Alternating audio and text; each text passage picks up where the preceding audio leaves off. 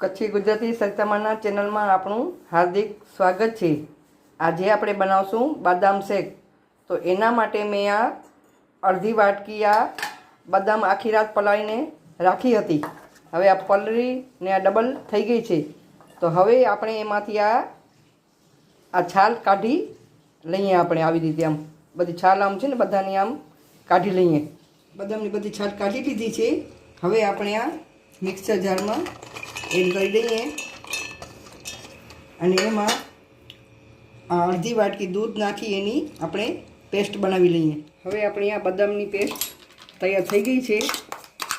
હવે આપણે એનો શેક બનાવીએ। આપણે એના માટે 1 લીટર દૂધ લીધું છે, એને આપણે ગરમ કરવા મૂકીએ, ગરમ થવા દઈએ આપણે। હવે દૂધ આપણું ગરમ થવા આવ્યું છે, તો આમાં આપણે અડધી વાટકી આ ખાંડ એડ કરી એને બરાબર ઉકળવા દઈએ। આપણે આ દૂધ ઉકળે છે ત્યાં સુધી આપણે આ કસ્ટર્ડ પાવડર છે વેનીલા એસેન્સનું, આ દૂધ તેમાંથી અડધી વાટકી કાઢી લીધું હતું ને એમાં આપણે આ કસ્ટર્ડ પાવડર 2 ચમચ જેટલું આપણે નાખી અને હલાવી લઈએ।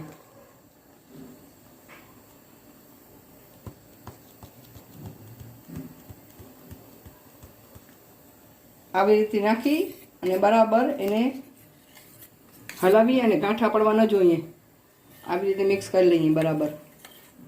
હવે આ બરાબર લિક્વિડ જેવું બની ગયું છે, આમાં એક ગાંઠો છે નહીં। હવે આપણું આ દૂધ પણ ઉકળવા આવ્યું છે બરાબર। હવે દૂધ આપણું ઉકળી ગયું છે બરાબર। હવે એમાં આપણે આ કસ્ટર્ડ પાવડર જે બનાવ્યો તો એ આપણે આમ ધીમે ધીમે એડ કરતા જઈએ ને આમ હલાવતા જઈએ। આવી રીતે આપણે હલાવતા જશું એને, હજી આપણે એને બરાબર ઉકળવા દઈએ આપણે। હવે આમાં આપણે આ ફ્રેશ કૂટેલો એલચી પાવડર આપણે આમ નાખી દઈશું। ફ્રેશ જ નાખવાનું, એનાથી ટેસ્ટ બહુ સારો આવે। જોઈ શકો છો આ આપણું આ દૂધ આ ઘટ થઈ ગયું છે, આ જોઈ શકો છો એનું। હજી થોડી વાર આપણે ઘટ થવા દઈએ હજી। હવે આપણું આ તૈયાર થઈ ગયું છે। એમાં આપણે 2 ટીપા ચોકલેટ ફ્લેવરનું એસેન્સ છે, એના 2 ટીપા આપણે નાખી દઈએ। હવે એને 1 મિનિટ માટે હલાવીએ આપણે। હવે આપણું આ તૈયાર થઈ ગયું છે। હવે ગેસની ફ્લેમ બંધ કરી દઈએ અને એને બરાબર ઠંડુ થવા દઈએ રૂમ ટેમ્પરેચર ઉપર આપણે। હવે રૂમ ટેમ્પરેચર પર આપણે આ રાખ્યું હતું, આ ઠંડુ થઈ ગયું છે। આ તમે જોઈ શકો છો કેવું ઘટ થઈ ગયું છે, આ જોઈ લો, આ ચમચા ઉપરથી જોઈ લો આમ ધારા।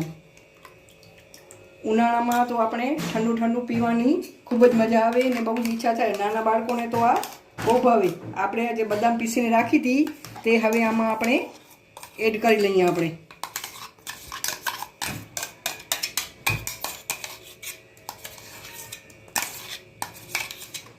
હવે આવી રીતે આમ મિક્સ કરી લેવાનું અને આ કાજુ બદામ અને કિસમિસની કતરણ અંદર આપણે એડ કરી લઈએ। આપણું બદામ શેક તૈયાર છે, પણ આપણે હવે એને ફ્રીજમાં અડધો કલાક માટે રાખી ને પછી એન્જોય કરશું। હવે આપણે આ ફ્રીજમાં રાખ્યું હતું, ઠંડુ થઈ ગયું છે આપણું બદામ શેક। આપણું હવે બદામ શેક સર્વ કરવા માટે રેડી છે। આપણે મસ્ત મજાનું આ બદામ શેક ઘરે જ બનાવાય ને બધાને આ ભાવે એવું છે બદામ શેક। બરાબર આવી રીતે બનાવવાનું। તમને મારી રેસીપી ગમે તો લાઈક અને શેર કરજો અને મારા ચેનલને સબસ્ક્રાઈબ કરજો। આપણું આ બદામ શેક તૈયાર છે, આવો બદામ શેકનો આનંદ માણવા। આપણું આ બદામ શેક રેડી છે।